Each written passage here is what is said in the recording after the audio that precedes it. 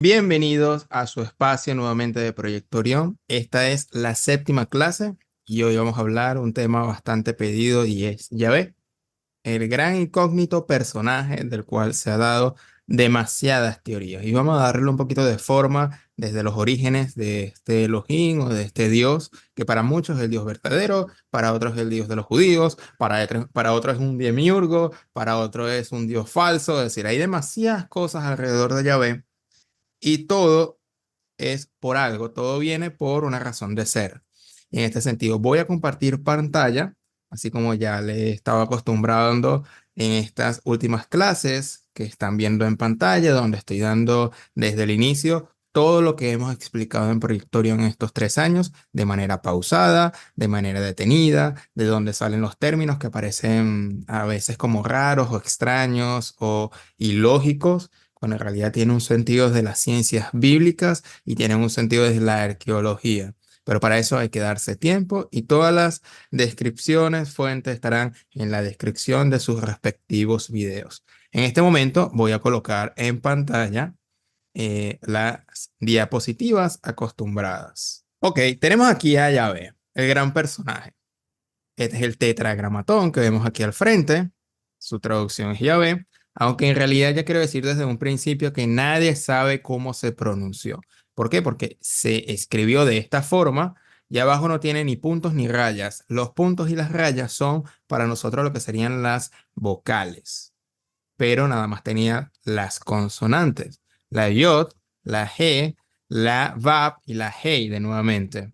Por lo tanto, nadie sabe cómo se pronunciaba realmente este nombre. Fue luego la introducción de los puntos y las rayas que más o menos querían una aproximación de cómo se pronunció. Pero para fines ilustrativos vamos a decirle Yahvé o Jehová.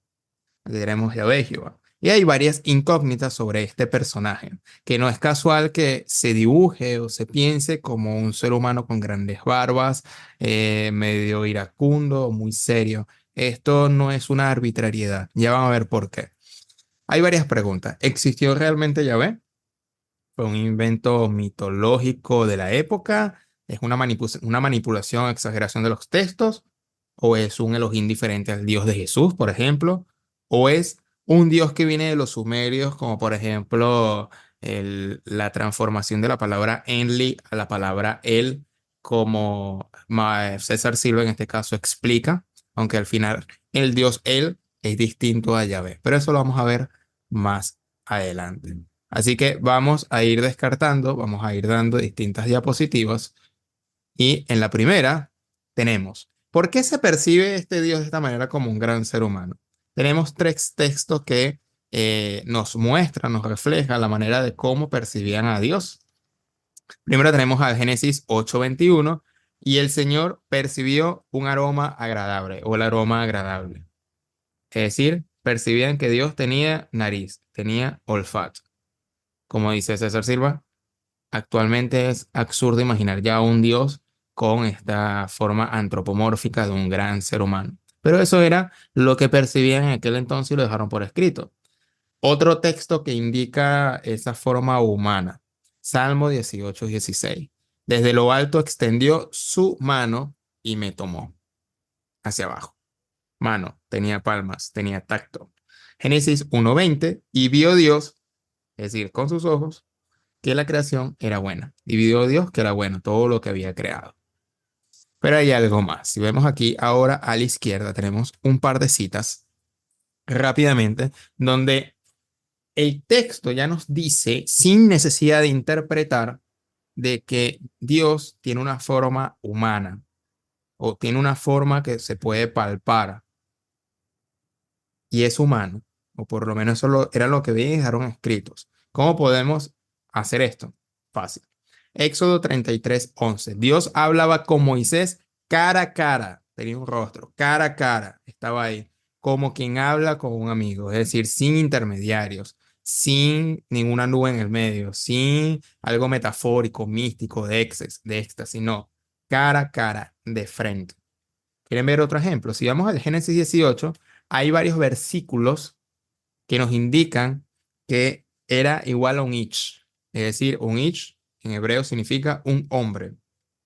En el verso 1 explica, en el Génesis 18, de pronto levantó la vista y vio a tres hombres cerca de donde él estaba. Estamos hablando de Abraham. Vio tres hombres. Luego más adelante, en el verso 5 dice, los tres visitantes le contestaron y empieza un diálogo de Abraham con estos tres visitantes. Tenemos tres personajes. En el verso 8 dice, Abraham les ofreció a sus invitados mantequilla y leche mientras ellos comían. Abraham se quedó de pie bajo un árbol, atento para servirles. Por lo tanto, como dice Mauro Biglino en este caso, se demuestra que estos seres que se traduce como ángel, pero en realidad no es una traducción de ángel, como ya vimos en el primer capítulo, sino que es la traducción real es enviado mensajero, por lo tanto es una forma de un hombre. Estos seres o personas, seres, tenían sed, se cansaban, podían tener relaciones sexuales, tenían muchas características humanas. Luego saltamos en ese interín al verso 22 y dice, los visitantes de Abraham se apartaron de allí y se fueron a Sodoma. Ahí en ese texto no dice cuántos visitantes se apartaron. Sin embargo, Abraham se quedó ante Dios. Entonces, ¿serán que los tres visitantes se fueron? ¿Serán que fueron dos y se quedó uno? Más adelante dice en el verso 33, luego de hablar con Abraham, Dios se fue de allí. Y en el capítulo 19, al caer la tarde, dos de los enviados, porque no se traduce como ángeles, pero dos de los enviados llegaron a Sodoma. Por lo tanto, los que se fueron a Sodoma fueron dos de los tres visitantes. Y uno de ellos era este Dios o este él. Por lo tanto, aquí se habla de una figura humana que representaba a este Dios en esta historia. Ya luego, a nivel de ciencias bíblicas, se dice que Abraham y Moisés en realidad hay una alta posibilidad que no existieron, pero como dice Mauro Viglino, vamos a hacer de cuenta de que el texto dice la verdad. Hacer de cuenta, porque en realidad no sabemos. Pero por lo menos, antes de teorizar, vamos a ir al texto y vamos a respetar lo que dice el texto. Y aquí vemos claramente en el Génesis 18 de que hubo tres visitantes, dos de ellos se fueron a Sodoma, se quedó uno, el cual era Dios, y tuvo un diálogo con Dios. Y este Dios se fue. Al irse, al decir se fue es porque estaba en un espacio, en un tiempo al lado de Abraham. Y si vemos aquí en el texto, en Éxodo 33, este Dios tiene la capacidad de hablar con las personas o con los profetas cara a cara. Vamos ahora a la siguiente diapositiva aquí abajo. ¿Cuáles son las excusas? Que dice, no, es que si ves el Éxodo 33:20 dice, no puedes ver mi rostro porque nadie me puede ver y vivir. No, en Juan 1:18, porque esto lo usan los cristianos, a Dios nadie lo ha visto jamás. Por lo tanto, que hay una aparente contradicción que obviamente al querer forzar el texto, bueno, en el texto literalmente me dice que Dios se puede ver de frente. Pero como otros textos dicen que a Dios no se le puede ver, entonces eso es una interpretación, una simbología, que en realidad Dios no se le veía cara a cara, sino que eso es una simbología de la representación de la voz de Dios, etcétera, etcétera, etcétera, para tratar de justificar los textos que dicen literalmente, pero le meten la interpretación y leen la Biblia como que si lo que está escrito no está escrito. Entonces, claro, el Éxodo es un libro después del Génesis, y ni hablar del Evangelio de Juan, que es un libro en el siglo I, siglo II, que ya esto no tiene nada que ver con la mentalidad del hebreo, de los judíos, en este caso una judea politeísta, enoteísta, monolátrica, que consideran a muchos dioses. Si no se considera esto, obviamente se va a pensar que la Biblia fue escrita en una línea recta. Entonces, claro, estas son las excusas. Vamos a seguir adelante en la diapositiva y antes de entrar en el análisis de Yahvé, vamos a ver de dónde salió Yahvé. Vemos aquí en pantalla y voy a leer. Esto va a estar en las descripciones, los links de cada una de estas fuentes. Esto es Wikipedia y dice, no hay casi acuerdo en los orígenes y significados del nombre de Yahvé, mucho menos en su correcto significado, y que no hay más mención que entre los israelitas. Los israelitas fueron originalmente semitas y Yahvé no parece haber integrado el panteón cananeo. El líder del panteón cananeo era él. Fíjense que ya aquí hay una distinción que el Dios Él, como ya vimos en el video de el Salmo 82 y la Asamblea de los Dioses, el Dios Él es una cosa, Yahvé es otra. Y aquí te lo está diciendo en Wikipedia. Y una teoría sostiene que la palabra Yahvé está basada en la raíz hebrea HYH, que significa causa para existir. Bueno, aquí habla un poquito ya en otro idioma y el significado es el quien crea las huestes, que se refiere a las huestes celestial que acompaña a él mientras marcha al costado de las huestes de Israel. ¿De dónde más o menos surge este Dios? De los Adomitas o de Adón. No es originalmente de Israel, no surgió de repente. Yahvé pertenecía a un panteón de dioses que luego Israel o los judíos iniciales lo adoptaron como suyo, como su Dios. Y Mauro Viglino explica en conferencia, en esa conversación con ese Elohim, y dice, si tú Elohim, si tú me haces esto y aquello y me cumples con esto, ahora yo voy a darte el permiso que tú seas mi Elohim. Pero si tú no cumples con esto y aquello, tú no serás mi Elohim. Es decir, el hombre tenía la capacidad de seleccionar sus Elohim, sus dioses. Aquí vemos más abajo en la Wikipedia, dice, hay consenso entre los estudiosos que el culto a Yahvé ya existía a comienzos de la Edad de Hierro e incluso puede rastrearse en la Edad de Bronce. En cuanto al ámbito geográfico, hay un dios propio del sur de Canaán, es un dios propio del sur de Canaán, la región conocida como Edom y el Sinaí. Entonces, el dios Yahvé viene de Edom, del Sinaí, de las montañas, cerca del volcán, que luego lo opta. Y esto es importante porque de alguna manera en la traducción esto lo unen el dios El con el dios Yahvé para de alguna forma no distinguir todo este panorama mucho más amplio y mucho más complejo. Vamos a eh, avanzar en la diapositiva y vamos a leer, abran su Biblia y vamos a dar la palabra de Yahvé. Esta lectura va a ser muy distinta a lo que leemos los domingos en las misas dominicales. Y esto nunca te lo van a leer de esta forma, de esta manera seguida. Y es por eso que hay muchos retractores. Ya van a ver por qué. Vamos a leer primero de Samuel 15:13 ahora en su Biblia y dice, ve pues y ataca a Amalec y destruye todo lo que tiene y no te apiades de él. Mata a hombres, a mujeres, a niños, hasta a los de pecho, es decir, los chiquitos de 1 año de meses, a vacas y a ovejas, a camellos y a asnos. Es decir, ni los animales tuvieron perdón de Dios o de Yahvé. Éxodo 19:18. Y quemarás todo el carnero sobre el altar. Es holocausto a Yahvé, aroma agradable al Señor, ofrenda encendida a Yahvé o al Señor. Es decir, la nariz. Es decir, que Dios se satisface por el olor de la carne. ¿Qué Dios hace eso? Yo no lo entiendo. Deuteronomio 21:18. Leemos. Si un hombre tiene un hijo terco y rebelde que no obedece a su padre ni a su madre, cuando lo castiga, ni aun así le hace caso, en el verso 19 leemos, el padre y la madre lo tomará y lo llevará afuera a los ancianos de la ciudad, a la puerta de la ciudad, de su ciudad natal. Y dirán a los ancianos de la ciudad, este hijo nuestro es terco y rebelde, no nos obedece, es glotón y borracho. Entonces todos los hombres de la ciudad lo apedrarán hasta que muera. Así quitarás el mal de en medio de ti y de todo Israel oirá esto y te temerá. Es decir, esa forma de acercar a Dios al pueblo es mediante el temor, mediante el miedo, mediante la culpa, ¿sabes? Es, es impresionante. En vez de decir, no, reprende a tu hijo y hazlo caer en cuenta que hizo mal, no.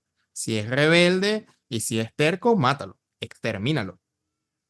Eso está en la Biblia, eso no está en el Corán. Luego aquí es impresionante porque, ok, de repente un hijo rebelde y todo lo demás, y se merecía castigo, entre comillas. Pero vamos a un extremo mucho más allá, números 15, 32, 36. Estando los hijos de Israel en el desierto, hallaron un hombre que recogía leña el día sábado, el Shabbat, que era el día del reposo, que recogía leña, y los que la hallaron recogiendo leña lo trajeron a Moisés y a Aarón y toda la congregación, y lo pusieron en la cárcel. porque no estaba declarado que se le debía hacer, es decir, no sabían qué iban a hacer con el pobre hombre.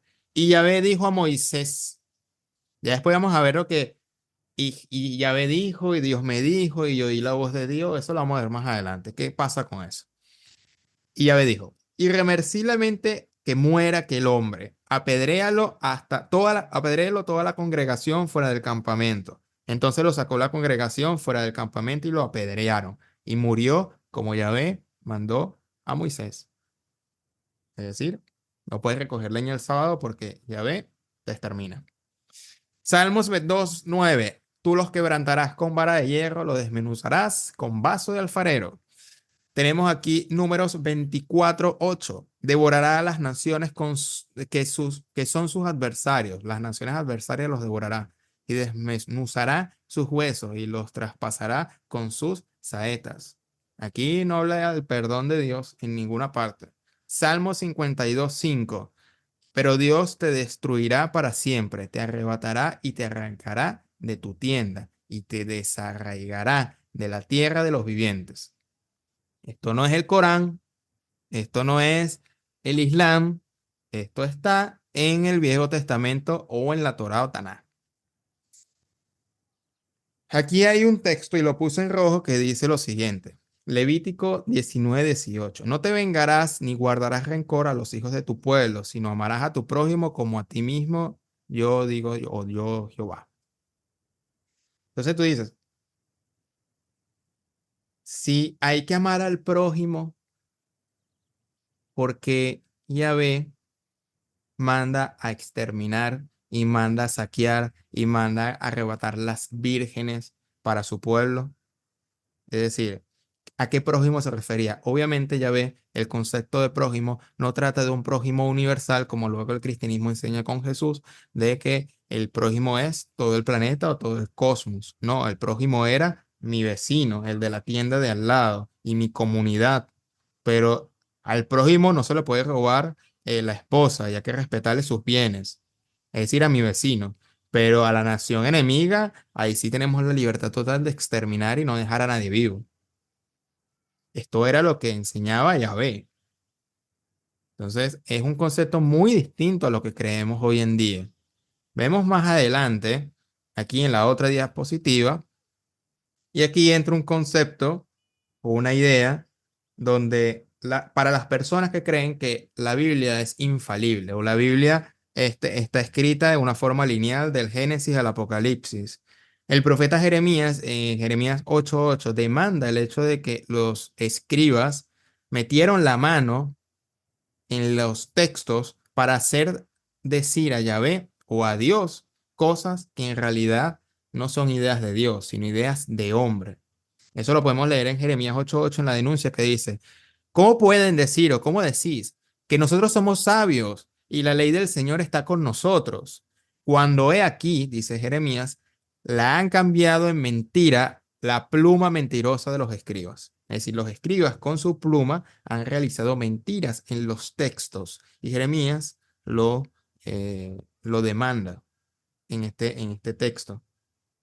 Por lo tanto, hay que ir a preguntarle a un pastor o a un ministro cuáles son los textos en la Torá, en la Biblia, que Jeremías demandaba. Es decir, o la Biblia es infalible, como dice César Silva en su video, que lo voy a poner en la descripción, o Jeremías miente, una de dos. Por lo tanto, no se sabe o no saben explicar cuáles son los textos que realmente manipularon, porque tienen la idea en la mente de que la Biblia de Génesis al Apocalipsis es completamente infalible.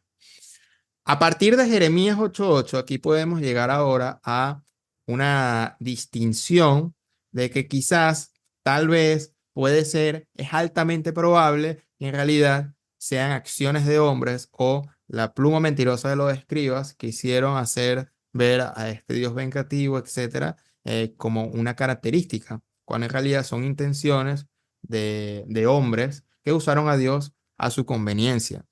Esto lo podemos ver en este ejemplo que voy a retomar, porque en casi todos los textos tenemos estas cuatro características. Cuando dice, Dios me dijo tal cosa y el Señor entregó tal cosa.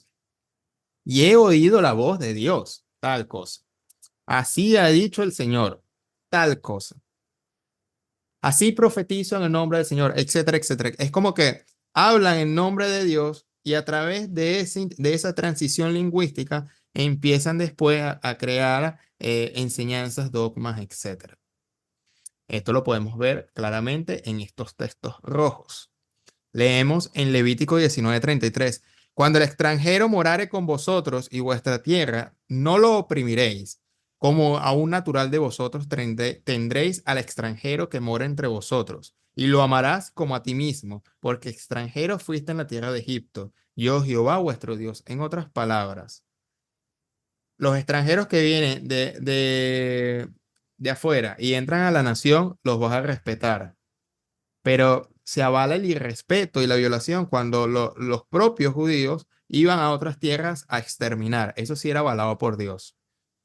Eso es la confusión. Ah, no, pero a los extranjeros Yahvé dice que los ame y que los reciba y que les des refugio y que los ames como a sí mismo. No, solamente en ese concepto, en ese término, pero en ninguna manera se avala al sentido contrario, porque era un pensamiento militar de tener más tierras. ¿Para qué? Si es un Dios trascendente, poderoso, espiritual, ¿para qué va a querer tierras humanas? En fin, leemos en Deuteronomio 7:2 y dice, cuando yo, Yahvé, tu Elohim, los haya entregado delante de ti, y los hayas derrotado, los destruirás por completo. No, ya no harás alianza con ellos, ni te apiadarás de ellos. No le des perdón. Deuteronomio 3 al 6, que es lo que yo estoy diciendo. Así que el Señor nuestro Elohim entregó también a Gog, rey de Basán, con todo su pueblo en nuestra mano, y los herimos hasta que no quedaron sobrevivientes. Y tomamos aquel entonces todas sus ciudades, no quedó ciudad que no las tomáramos. 70 ciudades, todas la región de Argot, el reino de Gog en Basán. Así que el Señor nuestro Dios, es decir, un profeta, el Señor nuestro Dios nos mandó esto. Primera de Samuel 15:18. Y el Señor te envió en una misión y dijo, ve y destruye por completo a los pecadores, los amalecitas, y lucha contra ellos hasta que sean exterminados. Primera de Samuel 15:20, más adelante. Entonces Saúl dijo a Samuel, yo obedecí la voz del Señor y fui en la misión a la cual el Señor me envió. Y he traído a Agag, el rey de Amalec, y he destruido por completo a los amalecitas. Me explico que esas personas que van a hacer atentados y dicen, no, pero es que yo oí la voz del Señor y me mandó a hacer esto. Eso lo aplaudimos el día de hoy. Yo lo dudo, es imposible. Esto era lo que pasaba. Éxodo 11:4. Así ha dicho el Señor. Otra vez, así ha dicho. A la medianoche pasaré a través de todo Egipto y todos los primogénitos de Egiptos morirán, los primogénitos. Desde el primogénito del faraón que se sienta en su trono hasta el primogénito de las siervas, de las esclavas. Ni hasta los perdones, ni hay perdón para los niños. ¿Qué pasa aquí? Estos textos son muy fuertes, pero se suavizan en el judaísmo con algo llamado la cábala. Y eso es lo que yo he tratado de preguntar a cabalistas. Yo ya traje en el canal a una cabalista llamada María, pero sobre todo traje también a Mario Sabán, donde hablamos de la cábala y el árbol de la vida. Más adelante voy a explicar un poquito de la cábala, porque, oye, si estos textos son tan profundos, más estos textos que vemos aquí arriba, estos en blanco, ¿por qué se sigue adorando este Yahvé? Porque no se da de una vez un zapatazo y se sacude.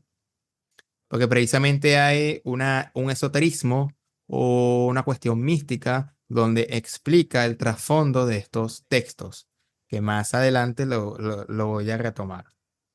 Tenemos esto lo de la cábala, lo voy a retomar más adelante. Seguimos con la otra diapositiva. Hay excusas para todo esto, de todos estos textos tan fuertes. Y serían los siguientes. Deuteronomio 29:29 dice, las cosas secretas pertenecen a Jehová nuestro Dios, mas las reveladas son para nosotros, más las reveladas son para nosotros y para nuestros hijos para siempre, a fin que cumplamos todas las palabras de esta ley. Es decir, aquellas cosas que son misterios, las vamos a dejar en misterios de Dios. Y aquellas cosas que son reveladas serán para nosotros a nuestro entendimiento. Es decir, no tienen ninguna explicación. Hay otras excusas que dicen, no, lo que pasa es que fue por justicia, ya que eran naciones paganas como Sodoma y Gomorra, se merecían eso. Este es como que la excusa más escuchada que existe, sobre todo entre los testigos de Jehová, donde justifican este tipo de violencia porque, bueno, al final ellos eran paganos y le adoraban a otros dioses y hacían rituales satánicos a Satanás o cosas así por el estilo. La pregunta a esto es, ¿no habían otras formas mejores, más sanas, psicológicamente estables y de una forma incluso parecida a la de Jesús para abordar este tipo de situaciones? Porque todo se solucionaba con violencia y exterminio. Esto es representación de un Dios perfecto, omnipotente. No es la representación de un Dios omnipotente. Entonces aquí entran las dudas de muchas personas que dicen, ¿realmente estamos hablando de un Dios espiritual? Como vimos al inicio, tiene características más humanas que divinas, a nivel físico, y ni hablar a nivel de acciones. Seguimos a la otra miniatura, entonces aquí ya estoy sembrando un poco la duda, y la duda es buena para avanzar, y es el hecho de Jesús de Nazaret. Independientemente de la existencia o no de Jesús de Nazaret, ese no es el tema de este video. Lo que queremos ver es el contraste. Si leemos Mateo 5:38, él toma el Viejo Testamento y él dice, mas yo os digo tal cosa. Fíjense, nada más con este texto, de alguna forma hacemos una diferenciación a lo que hemos leído hasta ahora. Mateo 5:38, oíste que fue dicho ojo por ojo y diente por diente, que era el mandato de Yahvé para hacer la justicia. Pero yo os digo, no se resistan a lo que es malo, antes a cualquiera que te pueda herir en la mejilla derecha, también dale la otra mejilla, la izquierda. Oíste que fue dicho, amarás a tu prójimo y aborrecerás a tu enemigo, los que acabamos de leer. Ama a tu prójimo, es decir, a tu vecino, aborrece y extermina a tu enemigo. Y Jesús de Nazaret transforma esto en el 44, dice, pero yo os digo, amad a vuestros enemigos, bendecid a los que os maldicen, que hacer el bien a los que os aborrecen, orad por los que os ultrajan y os persigan, porque si amáis a los que amás, ¿qué recompensa tendrán? ¿No hacen eso también los publicanos? Y si saludan nada más a vuestros hermanos, ¿no hacéis de más? ¿No hacen también esto los gentiles? Sed pues perfectos como vuestro Padre que está en los cielos, en el Semaín, es perfecto. Por lo tanto, ya aquí Jesús está dando un concepto de perfección que para nada se acerca a lo que leímos anteriormente. Aún así, teniendo discípulos judíos, no cristianos, judíos, fíjense cómo sus discípulos tenían el concepto de Yahvé arraigado. Juan 18:10 al 12 dice, entonces Simón Pedro sacó la espada que tenía y le cortó la oreja derecha al siervo de Malco, que se llamaba, del sumo sacerdote. Es decir, la oreja derecha del siervo del sumo sacerdote llamado Malco. Y Jesús le dijo, que no lo puso aquí, pero le dijo, pon otra vez, regresa tu espada, recógela, porque el que ataca por la espada, muere por la espada. En otras palabras, esta forma de violencia o esta forma de, de ejercer la espada, incluso Jesús de Nazaret tenía un discípulo llamado Simón el Celote, porque tenían toda esta mentalidad de un Yahvé vengativo para usar las armas para de alguna forma derrocar al sistema imperante, etcétera, etcétera, etcétera, etcétera. Es decir, esto es un contraste, esta espada nada más con este versículo de Mateo que dice ama a tu enemigo, ¿sabes? Es un contraste. Ya ustedes pueden sacar mucho más análisis sobre esto. Aquí tenemos la figura de Jesús de Nazaret predicando amor y paz y que el reino de los cielos está dentro y fuera de ti, como Lucas 17:21. Por ese tema será para otro video. Aquí finalizando, tenemos como primera parte Deuteronomio 32:8. Cuando el Elión, traducido como el Altísimo, hizo heredar a las naciones, cuando hizo dividir a los hijos de Adán, estableció los límites, que dice que límites, pero es límites, de los pueblos según el número de los hijos de Israel, porque la porción de Yahvé es su pueblo, Jacob la parte de su heredad. Aquí ya estamos distanciándonos de que Yahvé es un Dios todopoderoso Y vamos ahora más a la lectura de que Yahvé pudo ser un Elohim, alguien a servicio del Altísimo, el León. Esto ya lo explicamos en el capítulo, hace 2 capítulos atrás, en el capítulo 5 del Salmo 82, donde en el escrito sale la diferenciación de entre el Dios Él y el Dios o el Altísimo, en este caso, que es el León, Él como Altísimo, y tenía alrededor muchos dioses, del cual este Dios Él tuvo hijos con Asherah, que fue el capítulo pasado, y aquí hace repartir esta herencia o estos límites a los hijos de Dios o los hijos de Adán, que sería en un trozo nada más para Yahvé. Es decir, Yahvé nada más era la porción que le pertenecía a Jacob, como dice Mauro Beglino. No es para toda la tierra, no es el Dios de todo el universo. Simplemente era el Elohim de una porción de tierra. Cuando el Altísimo tenía 70 hijos, tenía muchos Elohim, muchos dioses, y eso se ve en la lucha que tenía Yahvé con Milcom, Camosh y demás dioses. En Éxodo 6.3, Éxodo 6.3 dice, y me aparecía Abraham, Isaac y Jacob como Dios el Shaddai, mas por mi nombre, Yahvé, no me di a conocer a ellos. Esto se explica de que fue simplemente un escrito para salvaguardar o para de alguna manera hacer creer a las personas de que este mismo Dios escrito en el Génesis es el mismo Yahvé. Y esto lo hicieron los judíos para de alguna manera u otra hacer creer eso, de que estamos hablando del mismo Dios. Cuando ya hemos estado explicando poco a poco de que se tratan de distintos dioses, porque aquí vemos un Elohim llamado Elión, un Elohim llamado Yahvé y un Elohim llamado El, aquí, El.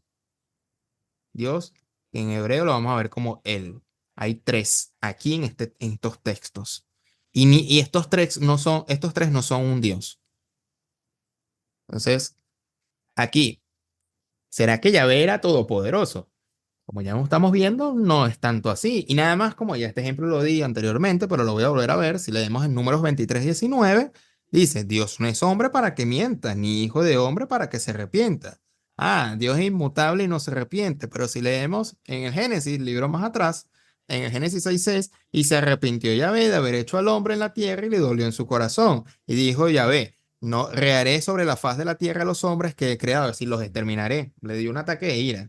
Desde el hombre hasta la bestia, hasta el reptil a las aves del cielo. Pues me arrepiento, aquí que dice, de haberlos hecho. Por lo tanto, este Dios, en conclusión, no es todopoderoso, no es perfecto, puesto que se arrepiente, es vengativo, colérico, exterminador y todos los nombres que usted le puede dar a nivel personal si sigue investigando. Por lo tanto, el Dios de Jesús, como concepto al menos, es distinto al Dios Yahvé que nos muestra aquí en este mapa. Ahora bien, para ser justos, tengo que dar una explicación aparte. Porque aquí ya podemos sacar una conclusión. No, Yahvé, entonces era un Dios más o no es el mismo Dios y no es el Dios verdadero, simplemente estos son inventos de hombres. Pero existe llamado aquí lo que se llama la cábala.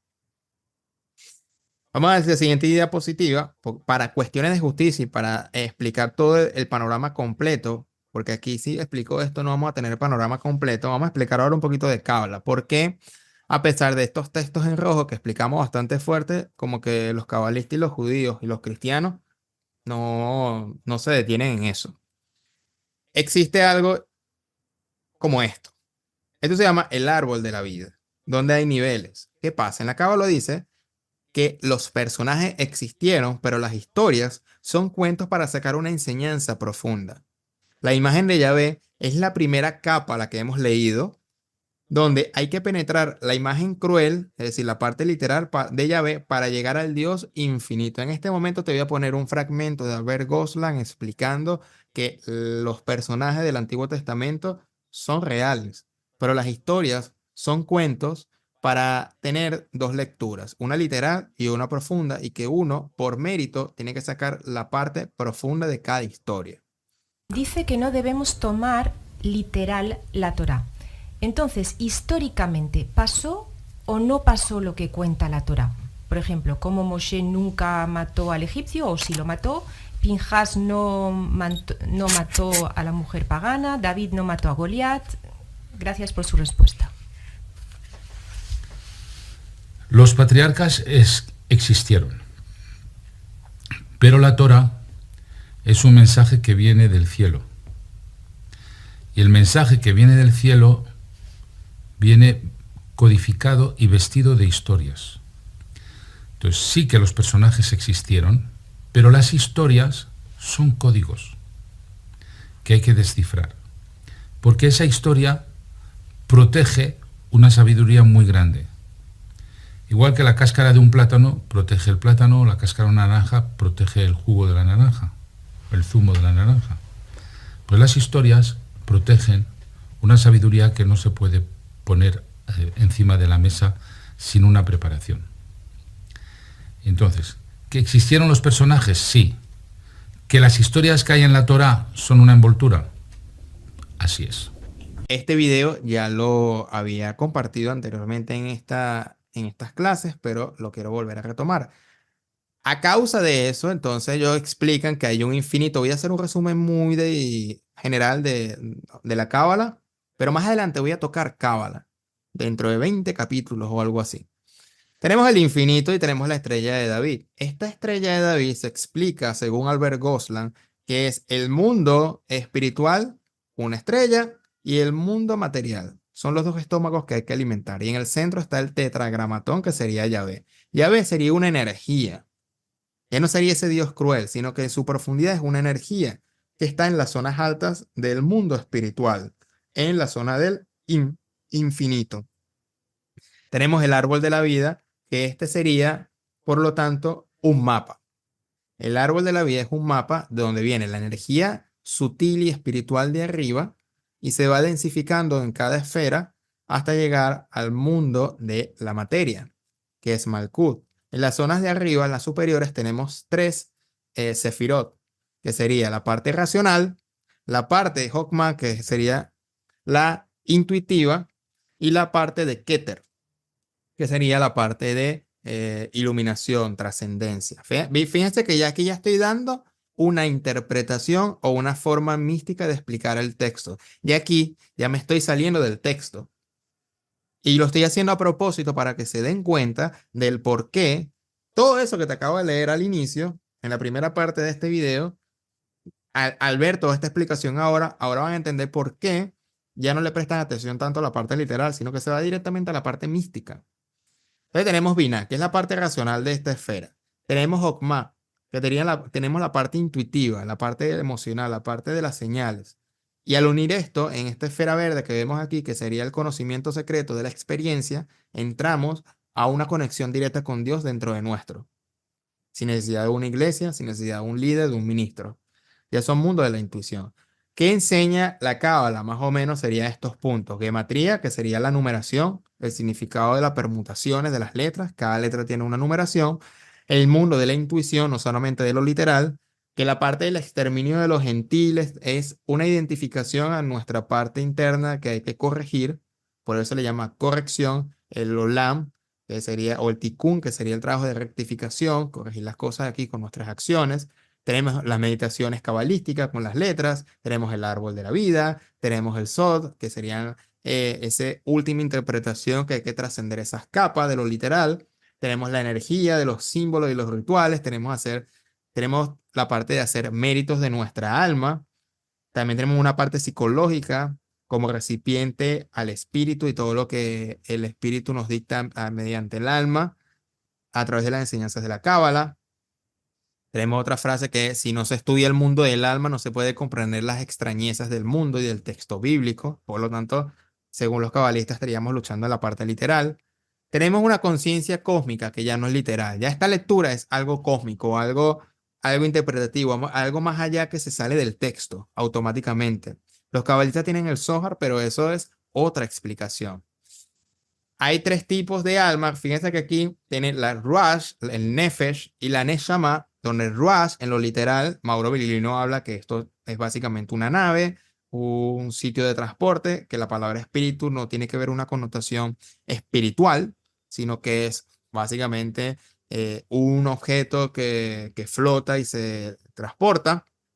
Y aquí y hay una interpretación más de alma, un nivel del cuerpo, el ruach, el alma del cuerpo, de los sentimientos. Nefesh, Neshama y otros niveles más que no van al caso para este video. Por último, tenemos algo llamado Olam Atzilut y Olam Asiá. Olam Asiá sería el mundo de la materia y Olam Atzilut sería el mundo del espíritu. Y tenemos todo este mapa distinto. Y tenemos, ¡pam!, la división. Esta división que ves aquí, donde tenemos lo literal, lo que te acabo de leer, y tenemos lo interpretativo, intuición, secreto, iniciación, arquetipos. Es por esto que si vemos cabalistas como Albert Goslan o Mario Saban, Albert Goslan sería como la escuela de Shammai, la escuela más ortodoxa que es más fiel al texto, más fiel a no hacer tantas variantes. Y tenemos la escuela de, sí, una escuela o una academia de Mario Saban, psicología y cábala. La Albert Goslan es Cábala Mashiach. A Mario Saban ya lo traímos aquí al canal. En ese caso. En el análisis que tú realizas, habría que poner en suspenso 2 o 3 palabras, sobre todo lo que tú has dicho, la incertidumbre del futuro, ¿no? Bien, ok. ¿Qué es la incertidumbre del futuro? Yo tengo mucha certidumbre en el futuro. Muy bien. Porque aunque yo no conozca el futuro, yo todo lo que estoy haciendo tiene relación con el proyecto de mi vida. Por lo tanto, el futuro va a estar en relación al proyecto de mi vida. ¿Van a aparecer hechos que yo no preveía en mi vida? Claro que sí, porque yo no soy un profeta para saber todos los hechos que van a suceder en mi vida. Pero todos los hechos que van a suceder en mi vida los voy a encajar en mi proyecto. Si yo tengo la capacidad de que todos los hechos yo ya aprendí a encajarlos en mi proyecto, ¿dónde está la incertidumbre? No hay ninguna incertidumbre aquí. El que tiene una incertidumbre es el que tiene miedo a que cualquier acontecimiento del futuro no pueda entrar en su proyecto. Y es algo más liberal, ¿no? Que incluso habla de la mística judía, habla incluso de los signos zodiacales, habla de los sueños, algo que va mucho más, toca mucho más temas, habla de lo psicológico. Y estas dos serían como las dos formas de pensamientos iniciales en lo personal. Yo me involucré al inicio con la cábala para tratar de investigar y también involucrarla a mi vida. Entonces pueden investigar, le voy a dejar links en la descripción, tanto de la entrevista que hizo Mario Saban, esta que ves en pantalla, y también enseñanza de Albert Goslan. Si te interesa la cábala, puedes introducirte con estos dos profesores. Entonces, esta es la explicación del por qué a Yahvé a veces se le ve como un Yahvé macabro y por qué a veces Yahvé se le ve como algo místico trascendental. Por lo tanto, parece una explicación apresurada, pero en realidad tenía que tocar la parte mística. Aunque no se le dedicaría por lo menos al inicio la parte mística, hay que explicar por qué a Yahvé no se le ve tan sanguinario. Porque separaron el tema de lo literal de lo interpretativo. Y leen ahora el texto, no solamente ya con la Biblia, sino también otros textos como el Zohar, para dar ese camino interior. Por lo tanto, puede ser una interpretación rápida. La salida de Egipto, del exilio que tenía con el profeta Moisés, etcétera, etcétera, eso se puede leer como el exilio de la encarcelación del alma, la libertad del desierto simbólico, a nosotros buscar la iluminación, a la conexión con Dios. Y aquí yo estoy interpretando algo a partir del texto, pero me estoy yendo a nivel personal. Y como los cabalistas explican qué es lo que me dice el texto a mí. Ya no es qué es lo que dice el texto nada más, como medio de historia, sino que ahora, a modo de interpretación profunda, nos salimos del texto y nos vamos ahora a cómo aplico ese texto para mi vida. Por lo tanto, ya no sería exterminar a todo el pueblo o ir a un pueblo enemigo o una religión distinta, porque sería lo literal, sino cómo exterminar nuestros defectos interiores para un avance. Aquí queda la pregunta, ¿será cierto? ¿Será falso? ¿Será falso? ¿Es así? ¿No es así? ¿Cómo prefieres? ¿Ir a lo literal o abordar lo interpretativo ¿O esto parece completamente un cuento para tapar las partes crudas de lo literal? Estas son las preguntas. Hasta aquí voy a dejar el tema de llave. Te voy a dejar aquí la descripción en esta lista. Las clases anteriores han sido 6, donde explico paso a paso todo lo que hemos explicado aquí en Proyecto Orión. Mi nombre es Simón Guardia, te doy la bienvenida en este canal y nos vemos en una próxima oportunidad. Hasta pronto.